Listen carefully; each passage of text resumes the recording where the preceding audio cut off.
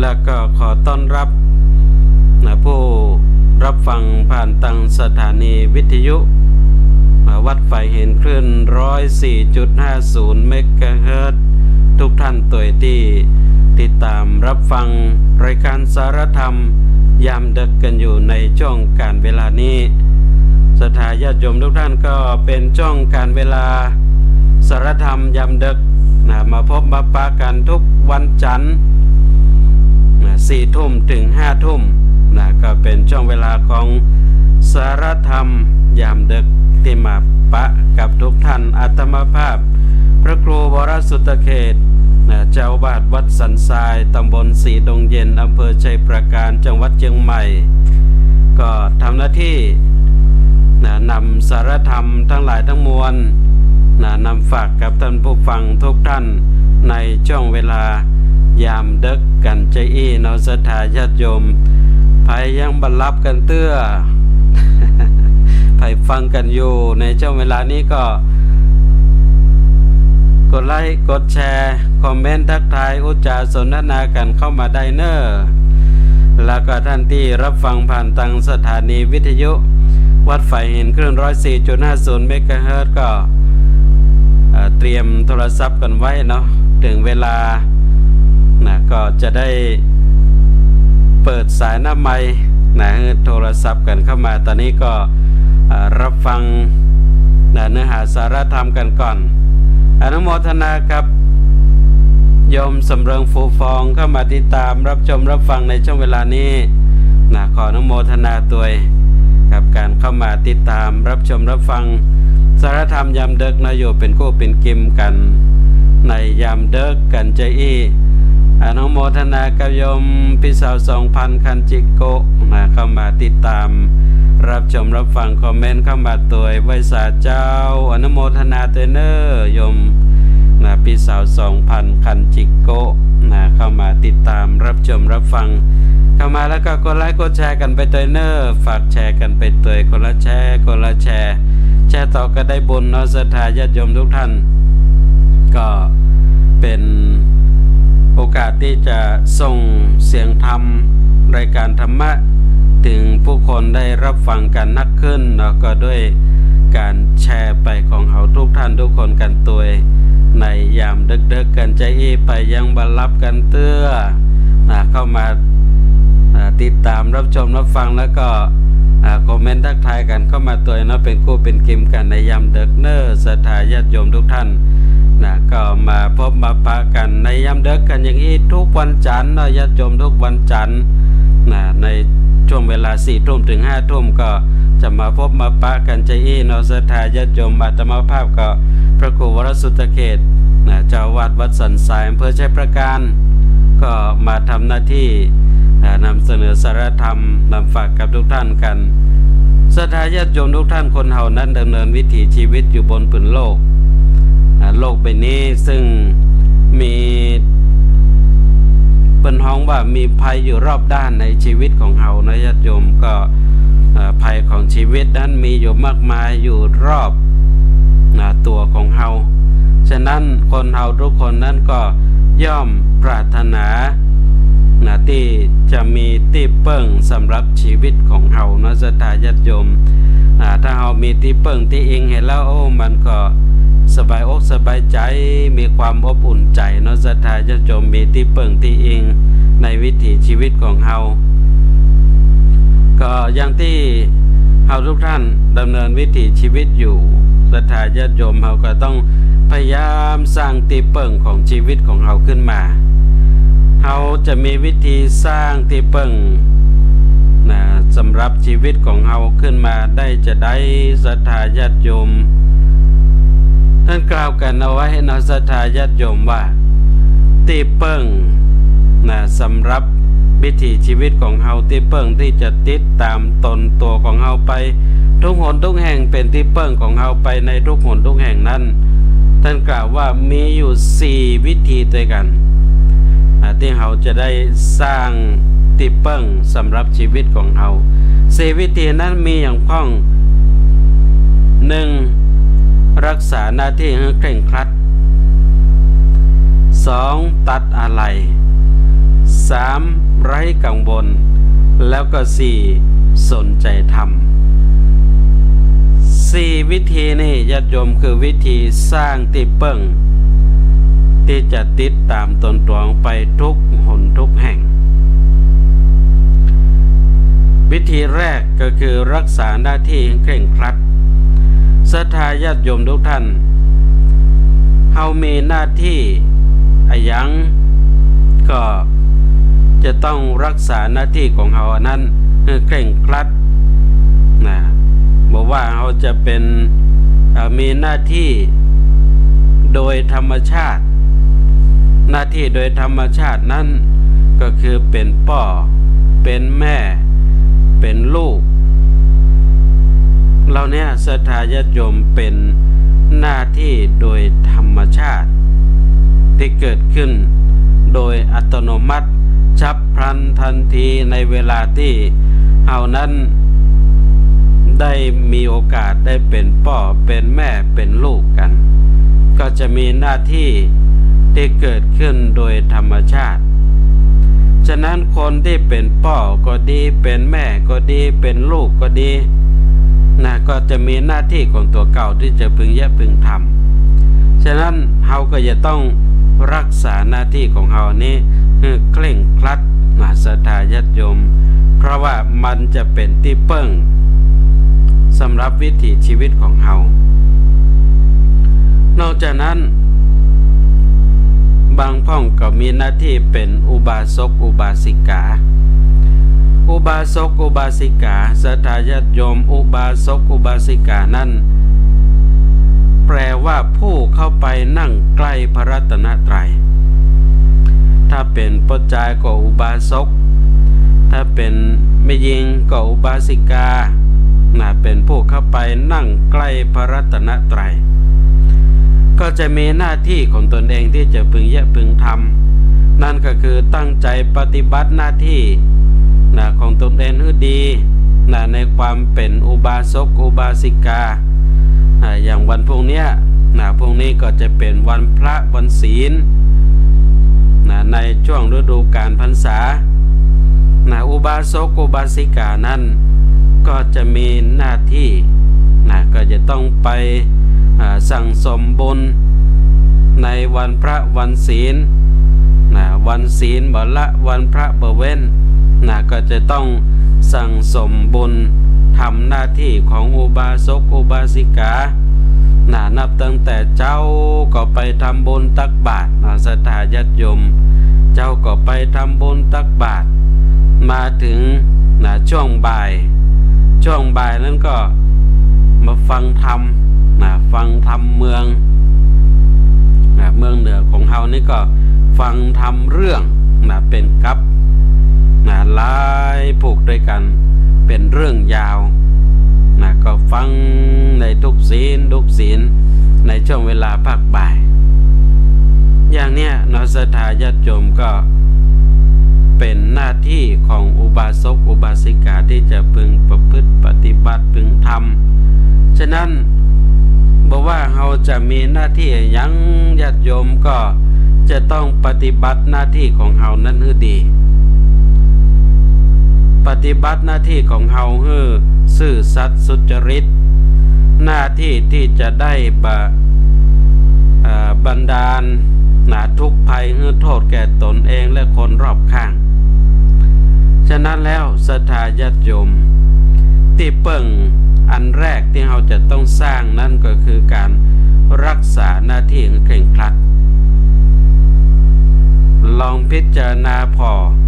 ตัวของเราว่าเรารักษาหน้าที่ของเราให้เคร่งครัดดีงามแล้วมากน้อยเพียงใดทำหน้าที่ของเราศรัทธาญาติโยมเรามีหน้าที่ยังก็ทำหน้าที่ของเราเคร่งครัดคือถูกต้องดีงามตามหน้าที่ของเราซื่อสัตย์สุจริตต่อหน้าที่ของเราบ่ทุจริตบ่ช่อโกงบ่เบียดบังเอาผลประโยชน์เข้าตัวเก่าอย่างนี้เรียกว่ารักษาหน้าที่เคร่งครัดซึ่งก็เป็นวิธีแรกในการที่เราจะสร้างที่เปิ้ง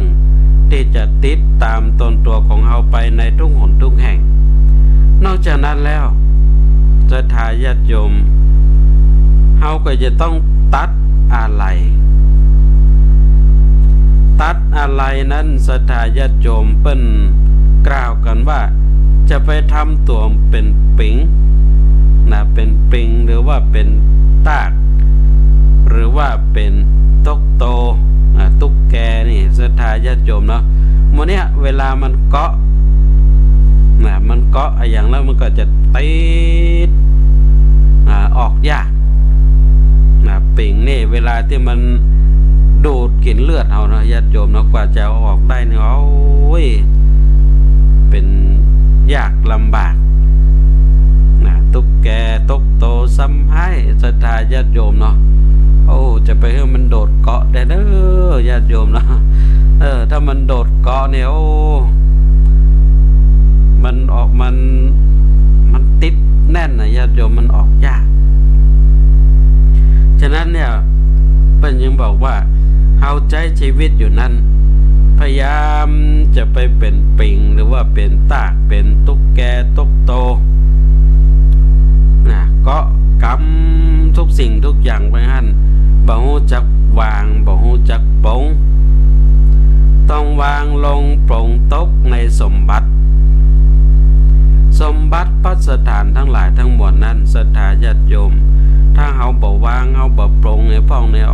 มันก็ติดอยู่อย่างเงี้ยศรัทธาญาติโยมไปไหนบ่ได้ไปไหนก็เป็นห่วงทรัพย์สินเงินทองวัดวาอารามก็ตึงบ่ไปวันพระวันศีลเดือนชีปีใหม่มีเทศกาลงานบุญนั้นนี่ตึงบ่ไปอยู่กับบ้านกับจองเฝ้าสมบัติภัสถานศรัทธาญาติโยมบ่ปล่อยบ่ปงบ่วางใจตายไปแล้วเป็นผู้สมเฝ้าทรัพย์แล้วศรัทธาญาติโยมเนาะมันได้ไปกุดไปเกิดที่ไหนเพราะบ่ได้ตัดอะไรในทรัพย์สมบัติภัสถานบางพ่องก็ติดอยู่ในเรื่องของสังขารร่างกายติดอยู่อันญาติโยมแล้วบ่ปรงให้พ่องเกิดว่าสังขารร่างกายนี่มันจะดำรงคงอยู่อย่างอี้ตลอดไปมันตึงบ่เปลี่ยนแปลงเอาศรัทธาญาติโยมไหนได้เนาะสังขารร่างกายนี่มันก็เป็นอนิจจังลูกมันบ่เที่ยงแท้แน่นอนมันก็มีอันที่จะเสื่อมสลายลงไปมันติดอยู่กับความเป็นคิดว่าสังขารร่างกายนี่มันจะเที่ยงแท้แน่นอนนี่แหละศรัทธาญาติโยมพอมาถึงช่วงเวลาที่วิถีชีวิตสังขารร่างกายมันร่วงโรยผ่านไปแล้วนะญาติโยมเนาะส่องพอกระจกเอาแล้วพอหันริ้วรอยเหี่ยวย่นอย่างขึ้นมาเอาแล้วปงบ่ได้วางบ่ลงเป็นตุกเต็มแล้วนอนศรัทธาญาติโยมแม่งอี้บ่ค่อยเข้าท่าสักเท่าใดต้องพยายามฝึกเอาไว้ทำใจปรงใจเพราะว่าทุกสิ่งทุกอย่างนี่มันเป็นใจอันแต่เฮาก็เรียกว่าสังขารเนี่ยเกิดแล้วก็มีแก่มีเจ็บมีตายเป็นของธรรมดาจะแก่จะเจ็บจะตายเฉพาะเฮาเท่านั้นก็หาไม่คนอื่นร้อยอื่นหมื่นแสนบนโลกใบนี้เหมือนเดียวกับเฮาหมดศรัทธาญาติโยมบอกว่าจะเป็นเจ้าฟ้ามหากษัตริย์เป็นเศรษฐีมั่งมีเงินทองเป็นอะไรยังก็ตามศรัทธาญาติโยมเหมือนกันนี่จังหมดตึงแก่ตึงเจ็บตึงตายเหมือนกันหมดฉะนั้นตัดอะไรพ่องญาติโยมจะไปเป็นปิงเป็นตกโตที่มันเกาะแล้วบ่ยอมปล่อยบ้านนี่ถึงเวลาแล้วเปิ้นดึงเปิ้นลาก เจ จ็บปวดทรมานเป็นทุกข์นะศรัทธาญาติโยมฉะนั้นวางลงปลงได้ใจเป็นสุขนะศรัทธาญาติโยมเราต้องวางลงปลงให้ได้กันอย่างนี้อันนี้ก็เป็นวิธีที่สองสำหรับวิธีที่เราจะสร้างที่เปิ้งที่จะติดตามตัวของเราไปในทุกหนทุกแห่งข้อที่สามนั่นก็คือไร้กังวลนะญาติโยมมาตัดอะไรได้ก็ไร้กังวลแล้วนะต้องพยายามทำจิตทำใจของเราให้ไร้กังวลนะศรัทธาญาติโยมจะไปมัวห่วงลูกห่วงหลานนะโอ้ศรัทธาญาติโยมบางพ่องในห่วงลูกห่วงหลานนะจนบ่มีอันทำมายังแล้วนะอนุโมทนากับโยมดวงเดือนกิตติใจเข้ามาติดตามรับชมรับฟังคอมเมนต์เข้ามาตัวสาธุเจ้าอนุโมทนาตัวเนอเข้ามาแล้วก็กดไลค์กดแชร์กันไปเนอกดไลค์กดแชร์กันไปญาติโยมทุกท่านแชร์กันไปตัวแชร์ต่อก็ได้บุญเนอเพิ่นบอกว่าอย่าฮักผู้อื่นยิ่งกว่าตัวอย่าฮักเขายิ่งกว่าหัวนะศรัทธาญาติโยมต้องฮักตัวของเฮายิ่งกว่าคนอื่นต้องฮักหัวของเฮายิ่งกว่าเฮาที่เปิ้งของเฮาคือบุญที่ได้สร้างสมอบรมไว้ต้องหมั่นเพิ่มพูนอย่าลืมว่าเงินทองนั้นส่งเฮาได้แค่โรงพยาบาลลูกหลานส่งเฮาได้เพียงแค่เชิงตะกอนศรัทธาญาติโยมทุกท่านถึงนั้นแล้วถึงเตียงอันอย่างอันแล้วเนี่ยพ่อก็พ่อเตอะแม่ก็แม่เตอะตัวไผตัวมันไม่ไผจะไปถึงเฮาเลยศรัทธาญาติโยมเด้อ ส่งเฮาตึกไปเหี่ยวปัจจาตอนนั้นลูกหลานญาติมิตรสามีภรรยาผัวฮักเมียฮักทั้งหลายทั้งมวลนี่ญาติโยมส่งตึกไปเหี่ยวปัจจานั่นนะจึกเจิงตะกอนนะแต่ต่อแต่นั้นไปกันก็ถึงบอกแล้วจะไปทางใดก็แล้วแต่เด้อตัวไปตัวมัน ญาติโยมตัวไปตัวมันไปคนละทิศคนละทางอยู่แล้วเนี่ยศรัทธาญาติโยมแม้แต่คนที่ฮักมักฮักนะเมื่อฝ่ายมรณะบัจจาก็หมดอะไรศรัทธาญาติโยมอันนี้เป็นสิ่งที่เฮานั้นต้องให้ควรพิจารณากันแต่ศรัทธาญาติโยมเนาะมันจะได้ไร้กังวลมันไร้กังวลบ่ต้องโมห่วงโมหามอนุโมทนากับโยมแม่วันดีกาลพัฒน์ตังบันมิตรอลันเข้ามาติดตามรับชมรับฟังคอมเมนต์เข้ามาตัวไว้สาเจ้าอนุโมทนาเตเนออย่างเป็นว่าเมื่อยามฮักกันเข้ามันป่าใหม่มันน่าชื่นใจจริงหนอทุนหัวแต่พอล้มตายกับพากันกลัวเกรงเมียเก่งปวดจะฟื้นคืนมาคืดพ่อหน้าขันเฮาท่านย่อมทราบแต่บาหันเคล็ดลาบกันบ้างเลยนะความจริงประจำมีอยู่ต่ำตา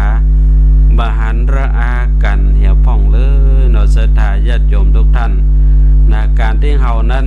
จะไร้กังวลแต่นั้นเป็นบอกว่าต้องตัดและก็ต้องเตรียมถ้าเฮาจะไร้กังวลเนี่ยจะต้องตัดแล้วก็จะต้องเตรียมศรัทธาญาติโยมได้ก็ตัดอย่างเดียวแต่บ่เตรียมนี่ก็มันยังบ่ไร้กังวลเด้อบ่ไร้กังวลเด้อตัดไว้เพิ่นบอกว่าตัดไว้อย่าคิดรอลูกหลานว่าตายแล้วเขาคงจะกรวดน้ำไปฮื้อเขาคงจะทำบุญสุนทานฮื้อศรัทธาญาติโยมซึ่งมันบ่แน่ขึ้นอยู่กับสติปัญญาแล้วก็สามัญสำนึกของลูกของหลานแต่ละคนซึ่งอย่างที่ได้กล่าวถึงเป็นกรรมโบราณบ้านเฮาเมืองเหนือเปิ้นว่าจะไปหวังน้ำห้วยหน้าจะไปหวังน้ำห้วยหน้าจะไปหวังว่าตั้งหน้ามันถึงจะมีน้ำกินอยู่ศรัทธาญาติโยมจะไปหวังเพราะว่าอย่างก็บ่แน่ฉะนั้นเนี่ย ต้องเตรียมเอาไว้เนาะศรัทธาญาติโยมเตรียมเอาไว้สำหรับตัวของเฮานี่เองนะเตรียมมันสั่งสมสะสมทำบุญเอาไว้นะกับตนกับตัวของเฮาเนี่ยญาติโยม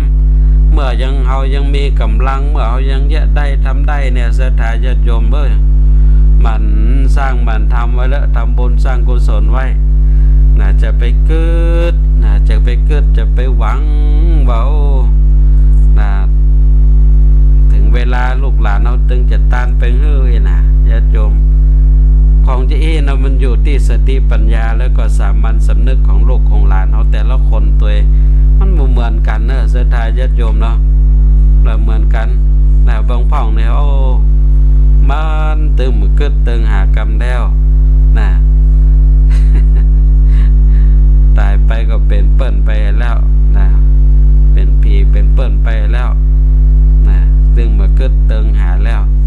นี่อย่างนี้เนาะศรัทธาญาติโยมดังนั้นนี่ถ้าเขาตัดอย่างเดียวแต่บ่เตรียมนี่ก็จะลำบากไว้ตั้งหน้าแล้วญาติโยมเนาะตัดแล้วนะตัดไร้กังวลจะแล้วต้องเตรียมตัวนะเตรียมมันสร้างบุญสร้างกุศลเอาไว้อย่างที่เปิ้นว่าหากปะลูกหลานดีที่เขามีปัญญาบ่ลืมคุณพ่อแม่มีพระคุณก็บุญของผีที่มีลูกหลานเขาส่งบุญตามไปเกื้อหนุนพอได้โมทนากิริยาบุญหากว่าเขาลืมคุณแล้วจะเฝ้าคอยไผญาติโยมนะฉะนั้นนี่จะไปหวังน้ำห้วยหน้ามันสร้างบุญสร้างกุศลเอาไว้ญาติโยมนะมันสร้างบุญสร้างกุศลเอาไว้นะเพราะว่าเนี่ยมันเป็นของแท้เนาะศรัทธาญาติโยมเขาทำเอาไว้ให้ตัวของเขาเนี่ยมันเป็นของแท้แน่ๆละนะถ้าเราสร้างเราทำเอาไว้เพื่อตัวของเราเห็นแล้วก็บ่ต้องไปกังวลไปตั้งหน้าว่าตั้งหน้าเขาจะได้กินได้ยังบ่ได้กินได้ยังนะบ่ต้องแล้วเขาสร้างเขาทำไว้เพื่อตัวของเขาอย่างนี้เนาะศรัทธาญาติโยมฉะนั้นไร้กังวลนั่นก็คือจะได้มัวห่วงหาลูกหาหลานศรัทธาญาติโยมนะอย่างที่ว่าเนี่ยนะบางพ่องนี่มันถูกบ่วงนะถูกบ่วงผูกมัดเอาไว้บ่วงลูกบ่วงหลานญาติโยมบ่เป็นอันทำมายังจะไปวัดไปว่าเปิ่นประพฤติปฏิบัติธรรมติ่งหันตินี่นะเปิ่นประชาสัมพันธ์เจิญจนแต่เนนะเจ้าพระนายเปิ่นก็ประชาสัมพันธ์เจิญนะเจิญศรัทธาญาติโยมเฮามาทำบุญสุนทานนะมาฟังเทศน์ฟังธรรมนะงานธรรมะสัญจรเนาะศรัทธาญาติโยมไป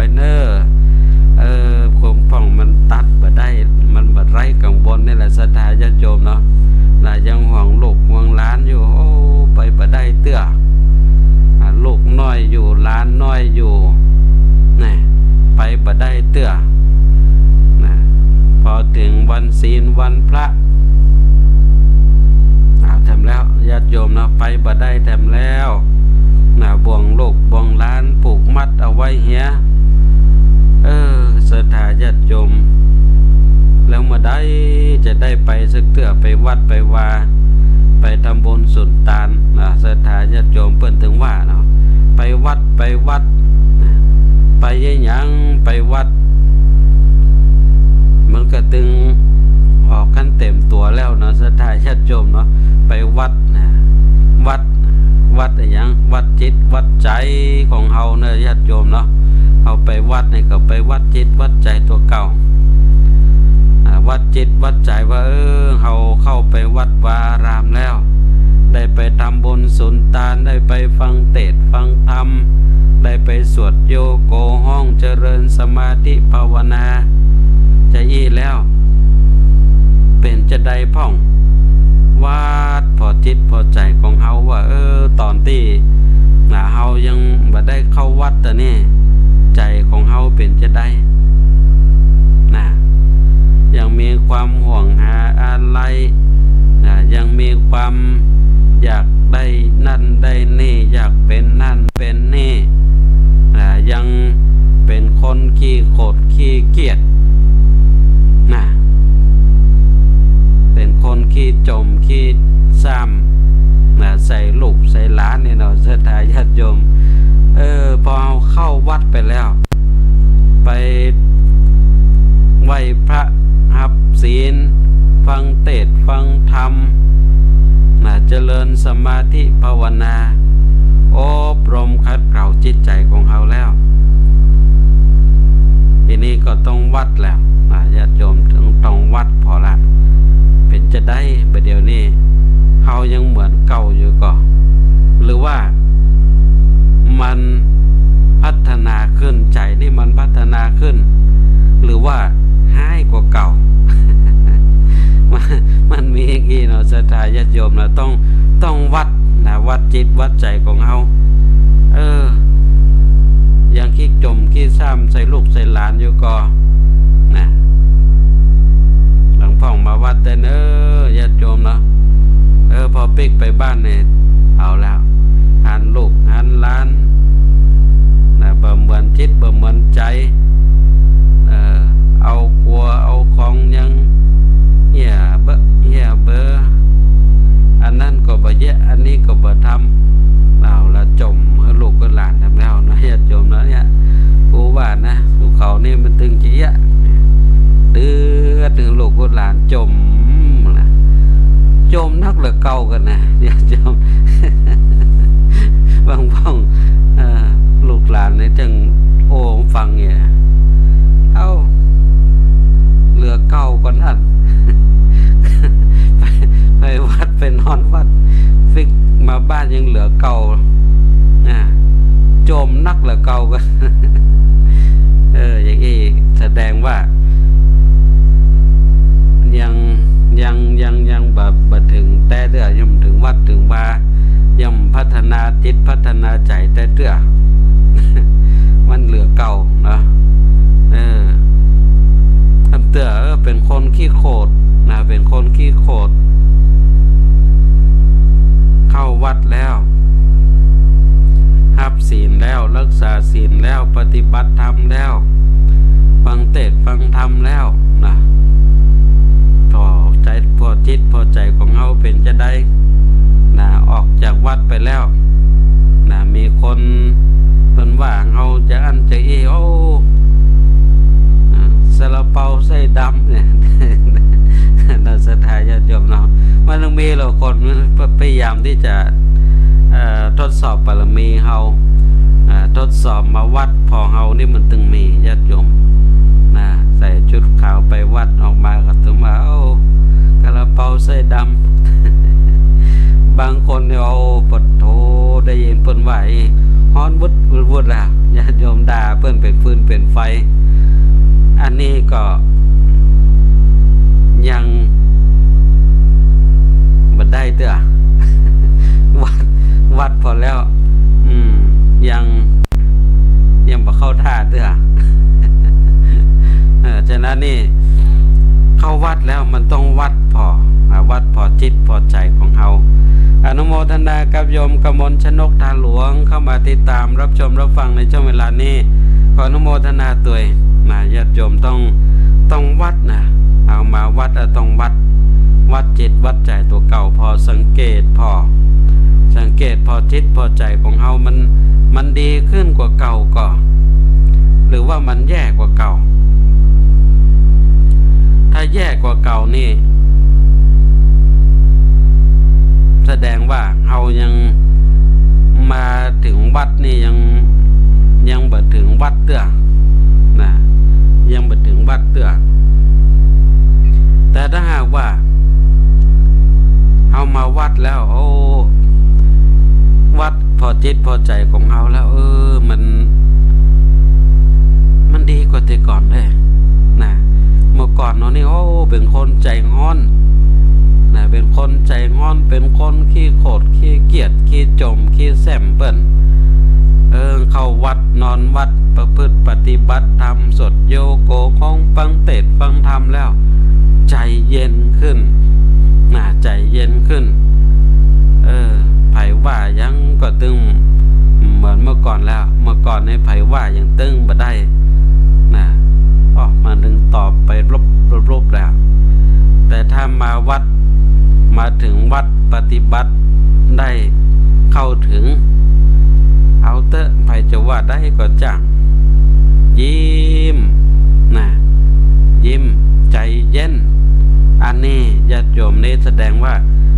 มาวัดแล้วถึงวัดรักษาศีลรับศีลไปรักษาศีลนั่นก็รักษาจิตรักษาใจของเฮาศีลนี่เป็นของเย็นเลยญาติโยมเนาะมีศีลใจเย็นเย็นจิตเย็นใจบ่ฮ้อนจิตฮ้อนใจศรัทธาญาติโยมโมทนาครับโยมแย้มวนิดาเข้ามาติดตามรับชมรับฟังขออนุโมทนาตัวเข้ามาแล้วก็กดไลค์กดแชร์กันไปเด้อญาติโยมเด้อช่วยกันแชร์ต่อกันไปคนละแชร์เด้อญาติโยมเนาะอนุโมทนาตัวมาอยู่เป็นเพื่อนเป็นคู่เป็นเกมกันในยามดึกอย่างนี้เนาะต้องขออนุโมทนาตัวนี่ศรัทธาญาติโยมเฮาเน้นจะต้องวัดจิตวัดใจของเฮาอย่างนี้แล้วเฮาก็จะได้หู้จิตหู้ใจของเฮาจะได้พัฒนาจิตพัฒนาใจของเฮาแล้วก็จะได้เตรียมพร้อมของเฮาไว้เปิ้นบอกว่าเตรียมของเฮาไว้เนี่ยดีแล้วดีกว่าเฮาไปยืมหูดังคนอื่นหายใจมันบ่มั่นใจศรัทธาญาติโยมหากเกิดที่จะเปิ้งคนอื่นมันก็เปิ้งได้เป็นบางคนเนาะศรัทธาญาติโยมแต่ถ้าหลายปีต้องรอนอนส่วนบุญศรัทธาญาติโยมเลยอันนี้เป็นสิ่งที่เฮานั้นก็จะต้องมาสร้างมาทำที่เปิ้งสำหรับชีวิตของเฮากันอย่างนี้เนาะศรัทธาญาติโยมอันดับแรกคือรักษาหน้าที่ให้เคร่งครัด 2. ตัดอะไร 3. ไร้กังวลดังที่ได้กล่าวถึงนั้นก็คือตัดความกังวลความห่วงหาอะไรในลูกในหลานในทรัพย์สินสิ่งของสมบัติพัสถานทั้งหลายทั้งมวลตัดไปแห่งหมดในเสียงศรัทธาญาติโยมมันจะได้ไร้กังวลตัดหมู่นี้แล้วตัดอื่นไปแหมพ้องตัดหนังตัดละครออกไปพ้อง ตัดโทรศัพท์ออกไปพ้องบางพ้องเนี่ยเอาญาติโยมวันหนึ่งก็อยู่กันหน้าโทรศัพท์วางตึงบ่ได้ตึกเตือก็วางกำเดียวเดี๋ยวเปียกขึ้นมาละจ้องพอหน้าโทรศัพท์ค่อยไปค่อยมาจะริมมีเวลาแล้วญาติโยมมีเวลาพัฒนาจิตพัฒนาใจมีเวลาที่จะสร้างที่เปิ่งของตัวเก่าละฉะนั้นต้องตัดวันนี้ต้องตัดแล้วเราจะได้ไร้กังวลในศรัทธาญาติโยมเนาะถ้าตัดบ่ได้เนี่ยมันลำบากแล้วศรัทธาญาติโยมของวันนี้มันมีแล้วมันติดเนาะศรัทธาญาติโยมมันติดติดแล้วก็เป็นห่วงเป็นกังวลญาติโยมพอบางพ่องนี่ไปที่ไหนถ้าลืมโทรศัพท์ไปแล้วพอโทรอยู่ไหนกินใดตึ้มได้ศรัทธาญาติโยมมันบ่ม่วนอยู่ไหนกินไหนตึ้งบ่ได้มันบ่ม่วนเพราะมันบ่ได้ตัดพอบ่ได้ตัดแล้วมันก็เป็นกังวลเยอะแยะญาติโยมกังวลอยู่กับสิ่งเหล่านี้ฉะนั้นจะไร้กังวลได้ก็ต้องตัดแล้วก็เตรียมตัดสิ่งที่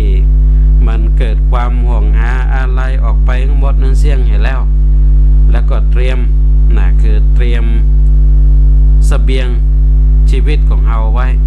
ก็คือเสบียงบุญนี่เองเตรียมเอาไว้ท ทีนี้ศรัทธาญาติโยมเขาก็จะต้องมาไข้ควรพินิจพิจารณาถ้าหากว่าเฮาบ่จัดบ่เตรียมสมบัติอย่างของเฮาถูกต้องแล้วเปิ้นบอกว่าสมบัติจะกลายเป็นวิบัติถ้าลูกเต้าเราล้านขาดคุณธรรมให้แล้วแต่สมบัตินั้นก็จะกลายเป็นวิวัฒน์ถ้าหากว่าลูกหลานของเฮานั้นมีคุณธรรมประจำตนประจำตัวเนาะศรัทธาญาติโยมอันนี้เป็นที่เปิ้งที่เฮาจะต้องสร้างที่เปิ้งที่ติดตามตนตัวเฮาไปทุกหนทุกแห่งอันที่3คือไร้กังวลแล้วก็สุดท้ายในส่วนของที่เปิ้งที่เราจะต้องสร้างติดตามตนตัวเข้าไปนั่นก็คือสนใจธรรมศรัทธาญาติโยมสนใจธรรมอ่านว่าการสนใจธรรมนั้นเนี่ยศรัทธาญาติโยมทุกท่านก็เป็นสิ่งที่เรานั้นก็จะต้องพยายามให้เกิดขึ้นเอาแล้วเสียงสายแรกในยามดึกวันนี้เจริญพรเอาเจริญพรแฟนพันธุ์แท้ตั้งข้างวัดแม่ริมเนาะ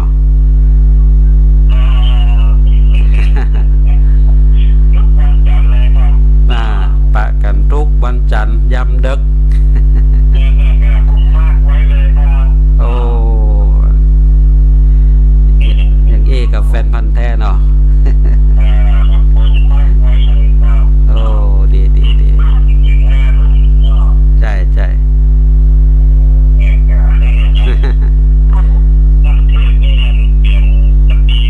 อ๋อ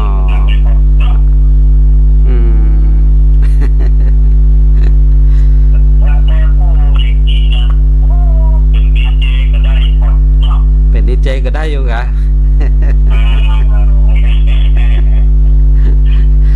ตอนนี้เป็นเจดีไปก่อนเนาะ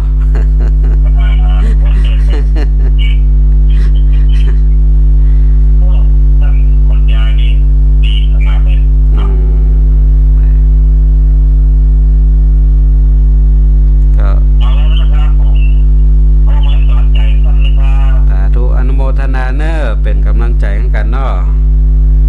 สาธุ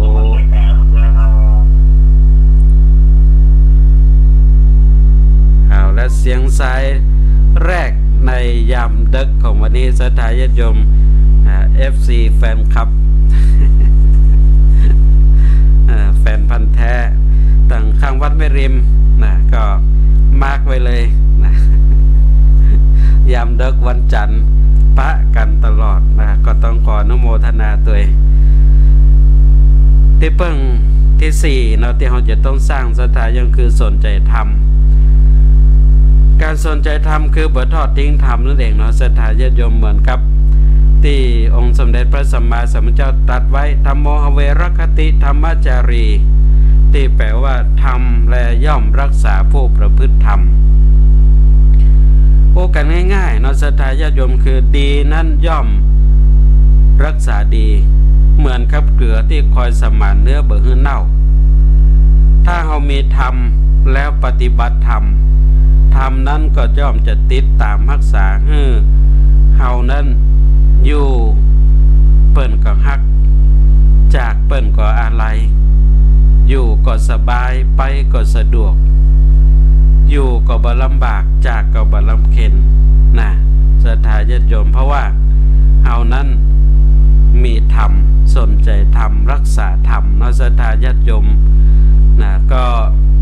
อย่างที่ทุกท่านติดตามรายการทุกรายการตั้ง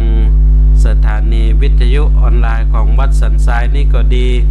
ที่รับฟังผ่านตั้งสถานีวิทยุวัดไฟหินคลื่น 104.50 เมกะเฮิรตซ์ก็ดี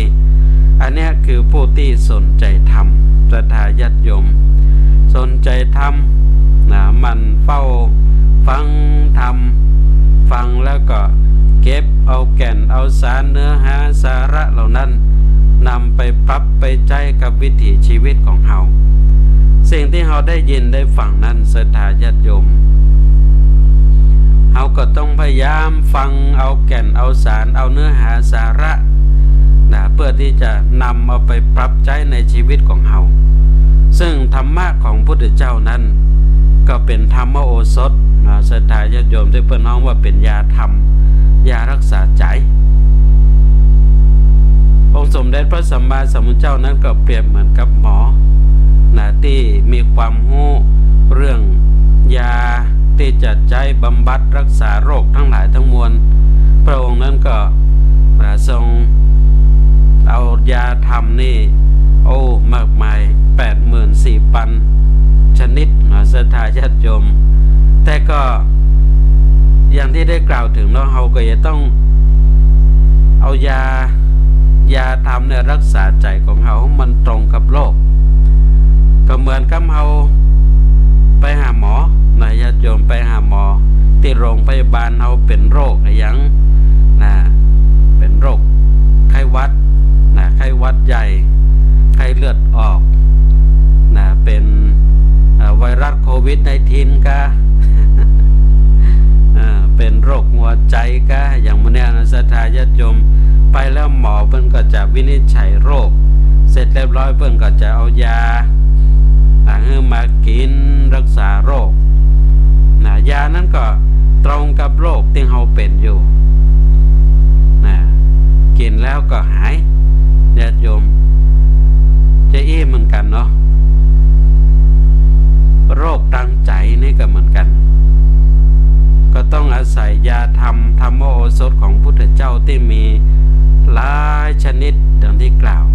เราก็ต้องเลือกสรรเอาที่มันเหมาะมันตรงมันถูกกับโรคภัยไข้เจ็บของเรานะเอาไปรักษาโรคทางใจของเรามันก็จะได้หอมได้หายนะศรัทธาญาติโยมมันเป็นอย่างนี้เราเวลาที่เราฟังธรรมมาอย่างแล้วก็จะต้องฟังเอาแก่นเอาสารแล้วก็เอาไปปรับใจให้มันถูกโรคในจิตในตัวในตนในจิตในใจของเรากันอย่างนี้ฉะนั้นเนี่ยศรัทธาญาติโยมถ้าหากว่าเขาเป็นคนสนใจธรรมไปแล้วนะคือบ่ทอดทิ้งธรรมนั้นก็จะรักษาเขานะเพราะว่าเขาได้ปฏิบัติธรรมแล้วก็นำธรรมนั้นไปประพฤติปฏิบัติแต่ก่อนนั้นละศรัทธาญาติโยมนะบางพ่อก็ฟังแต่ฟังธรรมแต่ก็บ่ได้เก็บเอาแก่นเอาสารยังฟังแล้วก็ฟังไปนะบ่ได้เก็บเอาแก่นเอาสารของธรรมบ่ได้เอายาไปกินนะญาติโยมเนาะทุกข์อย่าได้ก็ทุกข์อย่างนั้นศรัทธายังมันบ่หายสักเตื้อพ่อบ่กินยา ก็เหมือนกับเราเป็นโรคเป็นไข้อย่างไปหาหมอเพิ่นเอายาแล้วเราบ่กินเนี่ยมันจะไปหายจะได้เนาะญาติโยมนะฉะนั้นเราฟังธรรมแล้วก็จะต้องเก็บเอาแก่นเอาสารนั้นไปปรับไปใจไปรักษาโรคทั้งจิตทั้งใจของเรากันอย่างนี้เนาะเพื่อที่เรานั้นก็จะได้หอมได้หายจะได้สบายจิตสบายใจนะญาติโยมนะฉะนั้นเนี่ยเมื่อเราตัวตามติดรักษาธรรมปฏิบัติธรรมก็จะตัวติดตามรักษาเฮาอย่างที่ว่าอยู่เปิ้นก็ฮักจากเปิ้นก็อะไรอยู่ก็สบายไปก็สะดวกอยู่ก็บ่ลำบากจากนั้นก็บ่ลำเค็ญก็จะได้อยู่สุขสบายม่วนอกม่วนใจเบิกบานหวานใจเราศรัทธาญาติโยมก็เพราะเฮานั้นสนใจธรรมแล้วก็นำธรรมมาประพฤติปฏิบัติกันอย่างนี้นะฉะนั้นญาติโยมทุกท่านที่รับฟังกันอยู่นะตอนนี้ท่านใดจะโทรศัพท์เข้ามาก็เชิญได้เนอะนะเป็นช่วงที่เปิดสายหน้าไมค์กันแล้วนะสายแรกเข้ามาแล้วเนาะจากตังข้างวัดแม่ริมนะท่านใดจะเป็นเสียงสายที่2ที่3ที่4ในยามดึกวันนี้ก็โทรมาได้เนอะโทรมาได้0898523498เนอะ0898523498เนอะศรัทธาญาติโยมรับฟังกันอยู่โทรกันเข้ามาตัวเนอะนะ จะได้ทราบได้รู้ว่าไปฟังกันอยู่ที่ไหนพ้องหาเนาะโทรกันเข้ามาในยามดึกกันจะอีกส่วนท่านที่รับฟังผ่านตังถ่ายทอดสดอยู่ก็คอมเมนต์ทักทายอุจจาสนทนากันเข้ามาได้เนอะในช่วงเวลายามดึกกันจะอีกวันนี้ก็นำเอาสารธรรมได้กล่าวถึงการที่เราจะสร้างจะทำที่เปิ้งติดเนื้อตามตัวของเราไปรักษาหน้าที่เคร่งครัดตัดอะไรไร้กังวลสนใจธรรมเราศรัทธาญาติโยมเอาแล้วเสียงสายที่สองในยามดึกของค่ำคืนวันนี้เจริญพร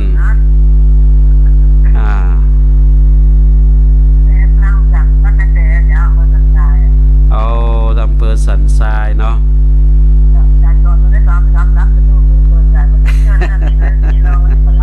วันนี้วันรับเนาะ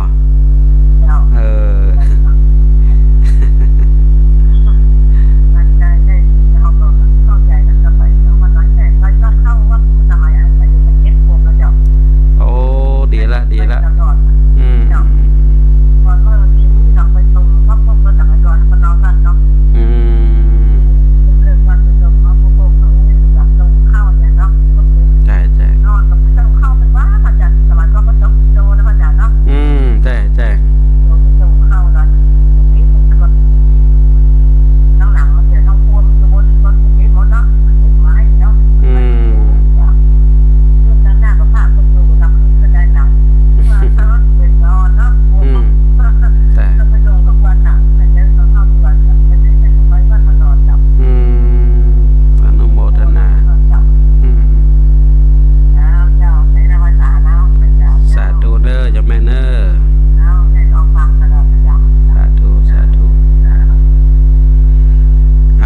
สายที่สองในยามดึกค่ำคืนวันนี้จากทางอำเภอสันทรายโทรศัพท์เข้ามาอุจจาสนทนาเดี๋ยวแม่เข้าวัดไปวัดตั้งแต่อายุ7 ขวบแล้วศรัทธาญาติโยม7 ขวบ 7 ปีแล้วปัจจุบันนี้ก็ยังไปอยู่จะอันเราก็ต้องขออนุโมทนาตัวเองเป็นบุญเป็นกุศลบุญแท้ๆนะญาติโยมที่จิตใจของเฮานั้นติดผูกพันอยู่กับวัดวาอารามนี่มันตึงดีแต่ต้องขออนุโมทนาตัวเองอนุโมทนากับเยาวชนกิตติยศหอมไกลเข้ามาติดตามรับชมรับฟังแล้วก็คอมเมนต์เข้ามาตัวสาธุครับอนุโมทนาตัวเนอเข้ามาแล้วก็ช่วยกันกดไลค์กดแชร์กันไปตัวเนอแชร์กับแชร์ต่อก็ได้บุญช่วยกันแชร์กันไปคนละแชร์คนละแชร์เอาละท่านใดจะโทรศัพท์เข้ามาแถมเรายังมีเวลาเนอะยังมีเวลาสำหรับท่านที่รับฟังกันอยู่นะจะโทรศัพท์เข้ามายังมีเวลาเนอะ0898523498 เนอะศรัทธาญาติโยมที่รับฟังกันอยู่จะโทรศัพท์เข้ามาในช่วงการเวลานี้ก็ยังมีเวลาเนอะโทรเข้ามาได้โทรเข้ามาอุจจาสนทนากันไม่ว่าจะอยู่ที่ไหนอยู่ตั้งใดโทรกันมาได้เนอะญาติโยมทุกท่านโทรเข้ามาทักทายอุจจาสนทนากันส่งเสียงส่งสัญญาณผ่านไปถึงท่านผู้รับฟังรายการไปพร้อมกับเราในที่ทุกหนทุกแห่งในทุกที่ทุกทางเนาะก็ตอนนี้ก็เป็นการที่ส่งเสียงทำสารธรรมไปทุกที่ทุกหนทุกแห่งไปไกลเนาะศรัทธาญาติโยมที่ตอนนี้ก็ไลฟ์สดไปตัวแล้วก็มีสตรีมมิ่งผ่านทาง YouTube ในช่องของวัดไฟหินตัวศรัทธาญาติโยมไปทั่วโลกไปทั่วโลกทุกหนทุกแห่งบนผืนโลกใบนี้ธรรมะเข้าถึงหมดทุกที่ทุกทางเนาะศรัทธาญาติโยมฉะนั้นทุกท่านรับฟังกันอยู่ในช่วงเวลานี้รับฟังอยู่ที่ไหนอยู่ตั้งใดเราส่งเสียงส่งสัญญาณกันมาได้ตัวเพื่อที่จะได้ทราบได้รู้เนาะว่าฟังกันอยู่ที่ไหนตั้งใดกันพ้องไปยังบัลลับเพราะว่ารายการสารธรรมยามดึกนี่ก็ถือว่าเป็นชุมชนคนนอนดึกละญาติโยมเนาะชุมชนคนนอนดึกชุมชนคนนอนบัลลับ เป็นใจอี้บางพ่องนี่นอนแล้วนอนบ่หลับนอนปิ่นไปปิ่นมาจะได้ก็บ่หลับลุกขึ้นมาเปิดวิทยุฟังรายการธรรมะแล้วก็ติดตามรับฟังกันไปใจอี้บางพ่องนี่ก็ยังบ่ได้รับได้นอนเตื้อยังการทำงานอยู่ก็ฟังรายการธรรมะไปตัวยการทำงานไปตัวก็เอาธรรมะเป็นคู่เป็นกิมแล้วก็เป็นคู่เป็นกิมกันกับคนจัดตัวสถาญาติโยมในยามเดิกกันอย่างนี้ก็เป็นช่วงเวลาที่เฮานั้นก็มาพบมาปะกันในช่วงการเวลายามเดิก4 ทุ่มถึง 5 ทุ่มจะอี้อาตมาภาพก็พระครูวรสุทธเขตเจ้าวัดสันทรายตั้งอำเภอชัยประการก็ทำหน้าที่ส่งเสียงธรรมสารธรรมนำฝากกับท่านผู้ที่ติดตามรับชมรับฟังกันอย่างนี้ในทุกวันจันทร์สารธรรมยามดึกก็จะมาพบปะกับทุกท่านเป็นคู่เป็นเกมในยามดึกสำหรับศรัทธาญาติโยมทุกท่านซึ่งวันพรุ่งนี้ศรัทธาญาติโยมวันพรุ่งนี้ก็เป็นวันพระวันศีลก็ท่านที่ติดตามรับชมรับฟังการถ่ายทอดสดทางสถานีวิทยุออนไลน์ของวัดสันทรายในรายการเสียงธรรมจากวัดสันทรายช่วงเวลา1 ทุ่มถึง 2 ทุ่มนั้นก็วันพรุ่งนี้ก็จะเป็นการถ่ายทอดสดการสวดมนต์วันศีลที่ศาลาปฏิบัติธรรมพระเจ้าตันใจของวัดสันทรายก็จะเป็นการถ่ายทอดสดการสวดมนต์วันศีลวันพรุ่งนี้ก็ตั้งแต่เวลาทุ่มครึ่งเป็นต้นไปก็ติดตามรับชมกันได้แล้วก็ร่วมสวดมนต์ไปด้วยกันปฏิบัติธรรมไปด้วยกันที่บ้านส่วนท่านใดที่อยู่ใกล้แล้วก็มีโอกาสที่จะมาสวดมนต์ด้วยกันได้ก็เชิญได้ที่ศาลาปฏิบัติธรรมพระเจ้าตันใจของวัดสันทรายก็มาร่วมสวดมนต์ด้วยกันก็มีผู้ที่มาร่วมสวดมนต์กันในทุกศีลมากมายหลายท่านด้วยกันฉะนั้นก็เป็นช่วงโอกาสเวลาที่เราทุกท่านก็ได้ปั้มเพ็งประกอบกระทำซึ่งบุญกุศลกันอย่างนี้ในช่วงการเวลาของวันพระวันศีลในช่วงฤดูกาลพรรษาวันพรุ่งนี้ก็เป็นช่วงเวลาของวันพระวันศีลเดือน11ดับแล้วศรัทธาญาติโยมวันพรุ่งนี้เดือน11ดับแล้วเดือน12จะออกมาแล้วเดือน12ก็เอาละเข้าถึงช่วงของประเพณีตาลกันเข้ากันน้ำศรัทธาญาติโยมตาลกันเข้ากันน้ำมือกับพี่ตายเก่าเน่าเมินพ่อแม่พ่ออุ้ยแม่อุ้ยญาติมิตรทั้งหลายที่ล่วงลับดาวขันไปแล้วเดือน12เป็นศรัทธาญาติโยมตานกันก็เป็นคติความเชื่อของเฮาว่าเป็นช่วงเวลาที่เปิ้นปล่อยดวงจิตวิญญาณมาครับของกินของตานไปอย่างนี้ก็เป็นโอกาสเวลาที่เฮาก็ทำบุญอุทิศให้แก่บรรพบุรุษบรรพชนบุพการีทั้งหลายทั้งมวลก็เป็นช่วงการเวลาของการสร้างสมบุญกุศลแล้วก็ยังเป็นช่วงของประเพณีการกินตาลสลากตัวศรัทธาญาติโยมทุกท่านก็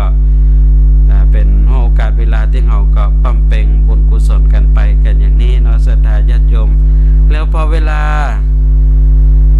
ก็